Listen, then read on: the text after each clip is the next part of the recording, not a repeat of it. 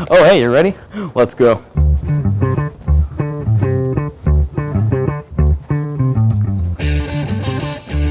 Morning, Miss Lindsay. You got my morning coffee? Thank you very much. Whoa, that is good. Morning, ladies.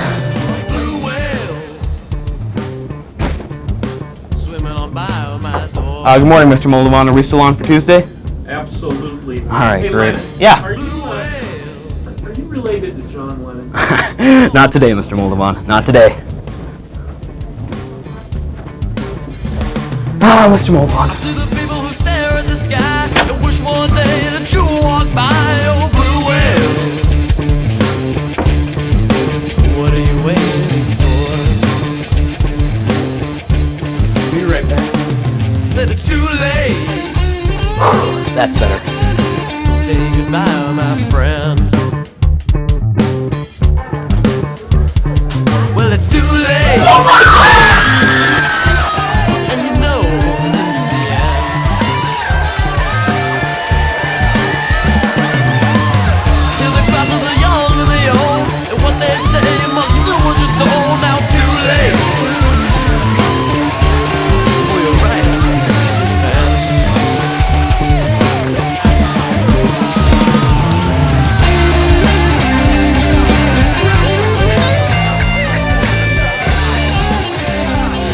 And that's why I love this show so much. I'm Lennon Sakella.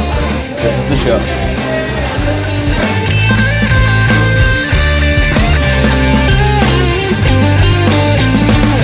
Now the music has died off to the shadows. Oh, but the music has been sent to the gallows. And when the tax elect the hells of the gym. All right, very big day today. Is everyone ready for homecoming?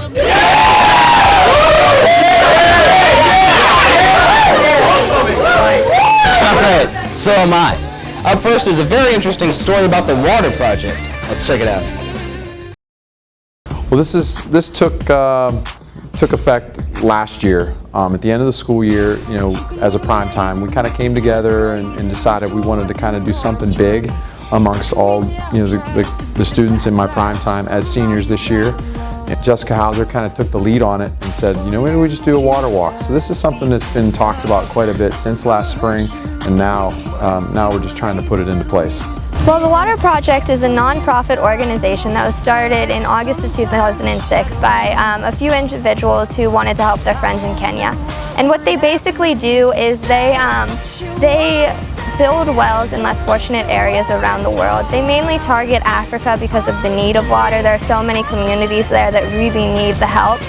For the last 7 years, the Water Project has worked hard to raise money for sustainable water projects in communities in Africa who have not been given the luxury of having clean, safe running water. This 5K walk run held on October 27th is helping donate to this organization. Well, we're really happy to raise any amount of money. We set our goal at $2,000 hopefully to help. My personal goal is just to help as many people as we can possibly. There's a lot of people out there that need a lot of help, so anything we can do is beneficial. It means a lot to me to know that they're going to put their whole heart and soul into something that really doesn't benefit them that much, but instead it's going to someone else and hopefully can help someone in the process. On the day of the event, Mux Primetime will have multiple events going on. They have done a lot of stuff to prepare for this event.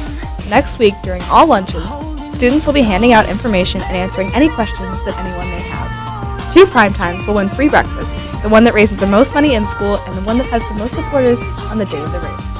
Well, registration, it's all donation based, so bring whatever you want. It really doesn't matter, and you can just bring it the day of. There'll be registration tables. You can sign up and just enjoy the activities we have. We're going to have face painting and t-shirt selling and maybe an auction going on that day. I think that what you're going to find is a lot of people coming together, having a good time, and maybe even running or walking in a 5K race. Come out and support the Water Walk on October 27th at the fairgrounds. Registration begins promptly at 8:30 a.m. Help Mr. Muckleroy's Primetime give back and support this organization.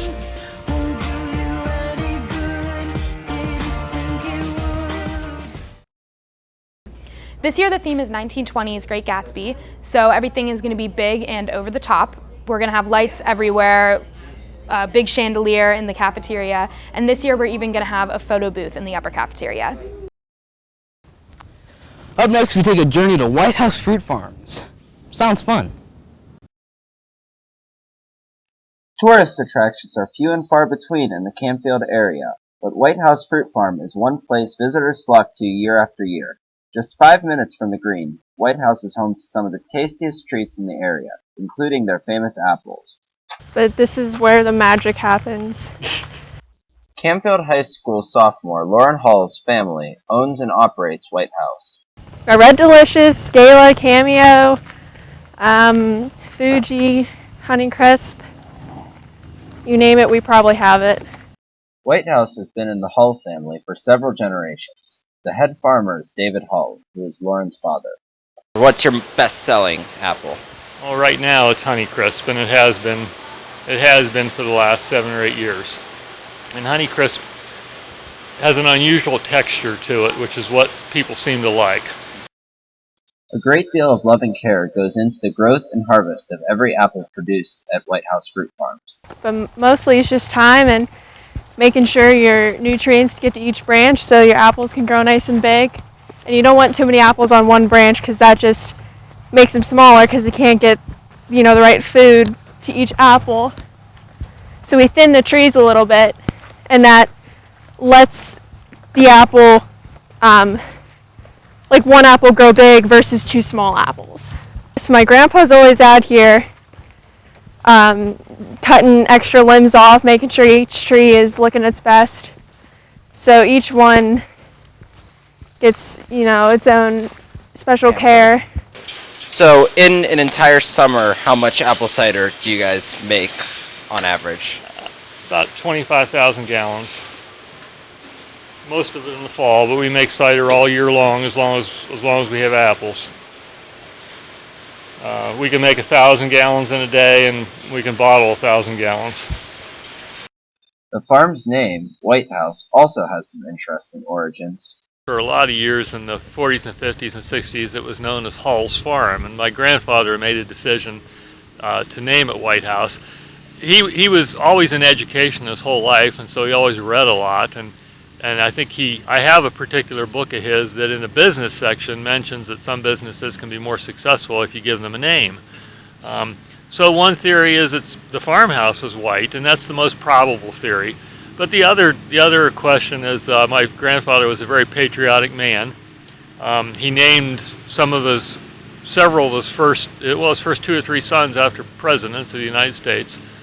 And my father tells me that when they were young, before dinner every night, they had a little flag that hung from the chandelier above the dinner table, and my grandfather had them say the Pledge of Allegiance before every nighttime meal, the 5 o'clock dinner.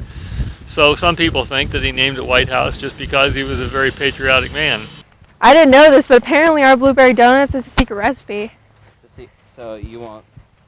I don't know this secret recipe. You sure? I'm sure. 100%. I'm not even allowed to know that. Not real blueberries. It's a blueberry gumbat that gives it the flavor and the color. And the gumbats, I imagine, are made from real blueberries. But it's the ladies that work in the kitchen have done a wonderful job in creating unique donut flavors, and my favorite happens to be the sour cream donut, and I don't even care for sour cream, but I love the sour cream donut. In addition to selling produce, White House also hosts events throughout the year, including their annual craft show. We're here at the White House Fruit Farm on a soggy day, here for the Arts and Crafts Show. Let's see what there is to see. So, Mr. Turkey, why do you come back to the White House Fruit Farm Craft Show every year? So, Mr. Donkey, tell us about this grass you're eating. Is it good grass? So, Mr. Llama, it looks like you're having a pretty good time here at White House Fruit Farm. Can you tell us a little bit about your stay here?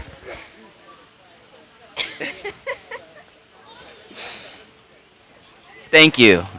This year's show featured a variety of craft and food vendors showcasing their fall-inspired homemade goods, including everything from pork potatoes to potpourri.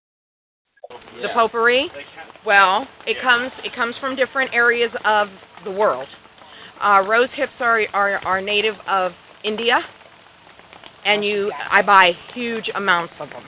Okay, the puka pods, which are the pumpkins there, yes, those are a native of Canada. They actually are on a shrub and they fall off. Yeah, like apples fall off a tree, those fall off a shrub. It will take me one night to put it together, but then it will take weeks for the scent to soak in. To make the product, I work every day making product. It's a non-stop business. Okay, my name is Joanne Grossen. I'm the owner of Cider Mill Soaps. I'm a local company located in Austintown. I make the soaps from scratch, olive oil, coconut oil, palm oil, castor oil, soybean oil. Some of them have shea butter, cocoa butter, all good oils for your skin.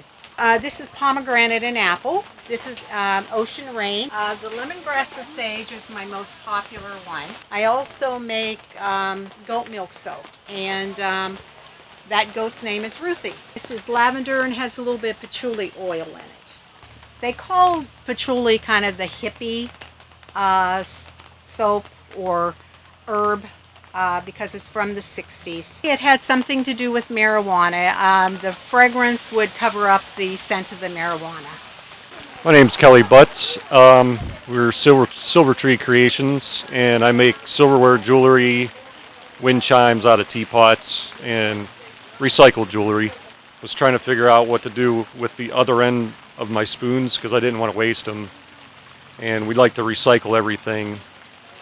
And basically, everything is based on recycling, and I have a lot of animal themes going on just for. It's all about conservation, recycling, all that.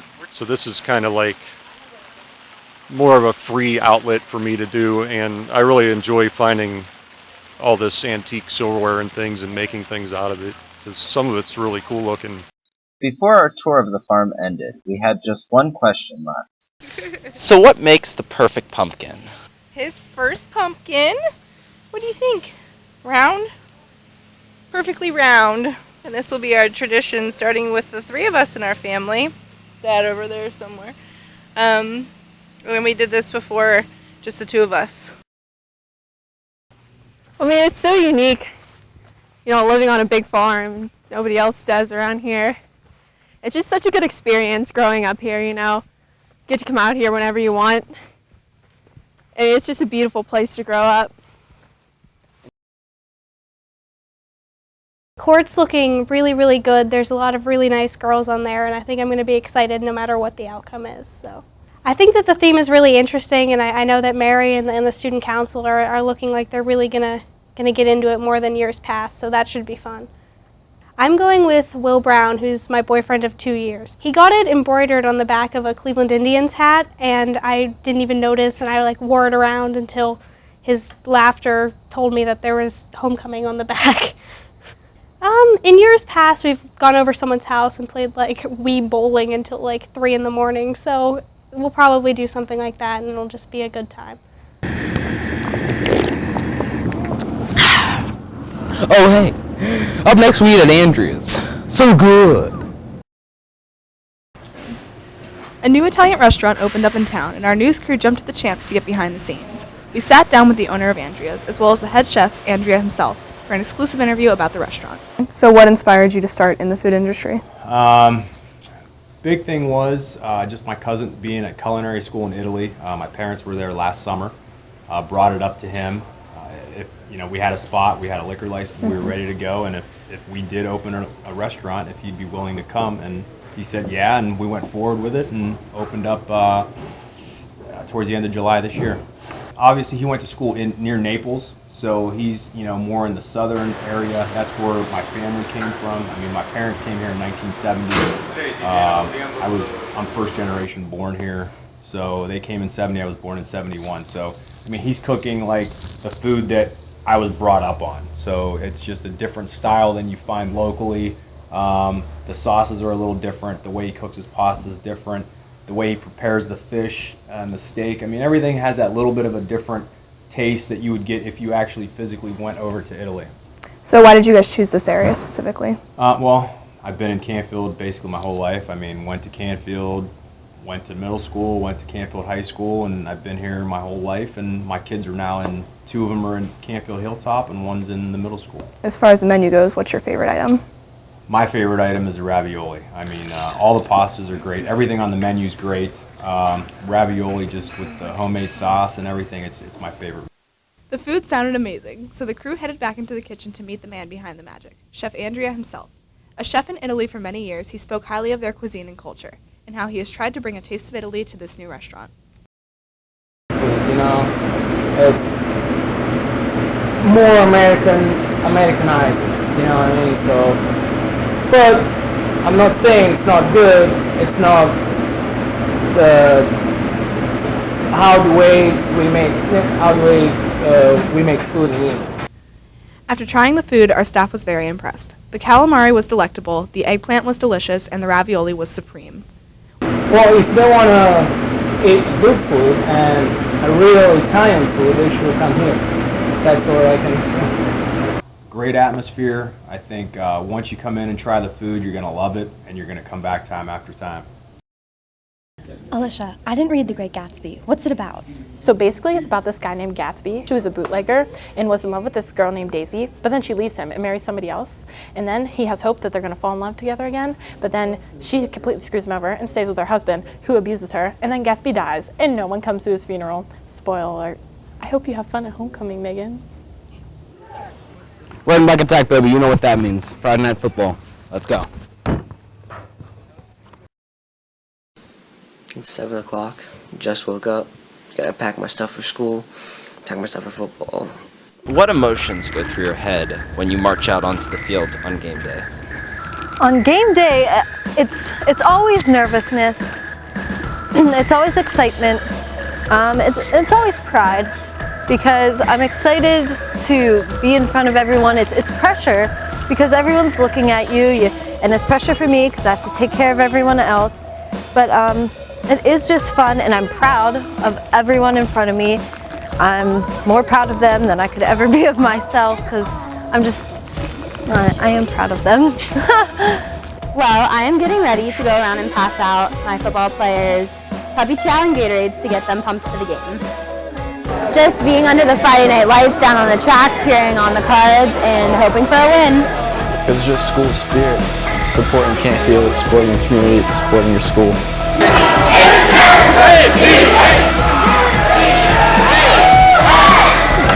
It's definitely more pressure because you're not worrying about yourself as much as you're worrying about everyone else. So it is a lot of pressure, but I'm happy to rise to the occasion. We don't really march it or learn how to do the drill until Friday right before the game. So it's remarkable that these kids are able to do it and have the focus, and I look forward to Fridays because they're all great people and they're fun to be with.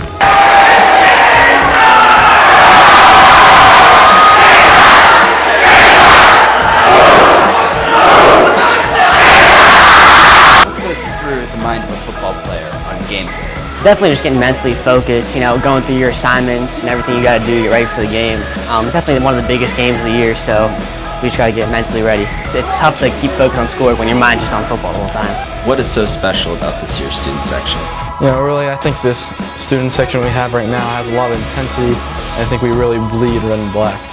Really want to get the crowd going, get the energy moving throughout the players, and we really feed off of them and they feed off of us. Friday night game, Canfield versus Niles.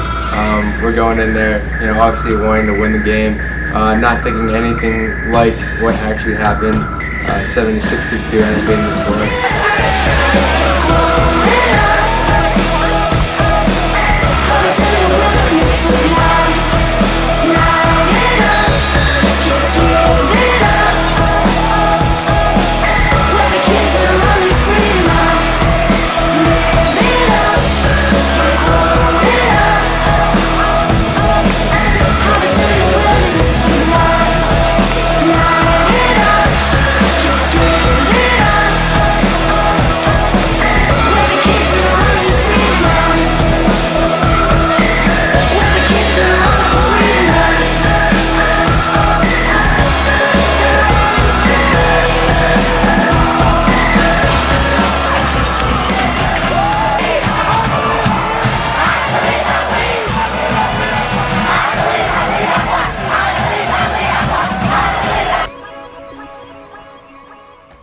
Yeah, 9 rushing touchdowns. It's really nice. It's great. But also, I don't know, I mean, I'm glad that we just got the W, but everything else just comes second. That was the main concern, and that probably was the best feeling that we had. As you can tell, like, if you guys were, like, anyone was there, when Jordan Brown came over and hit the ball the second overtime, we were so happy that we finally got our first win of the season. I guess it's just we came prepared to play this game, and we were going at it like my linemen. They did a fantastic job, starting all the way down to my center, Ryan Camardo, who really led the way, and every one of my linemen really did a great job, and they gave me that opportunity to do some great things on the field. Scoring the first one of the game is always a great feeling, putting your team on the board, and then obviously every time you go out there you want to finish in the end zone, like our coach has always told us, finish in the end zone. So no, it definitely doesn't get old. Well, that concludes this episode. We're going to take you out with some Vampire Weekend. I'm Alan Sakella. See you next week.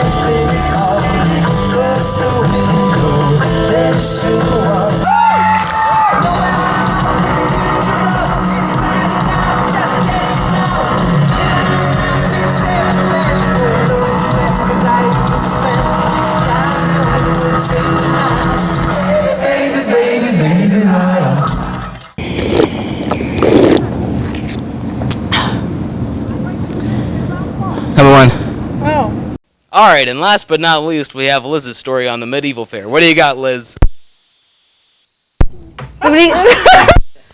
Anyways, I'm Alan Sakella. This is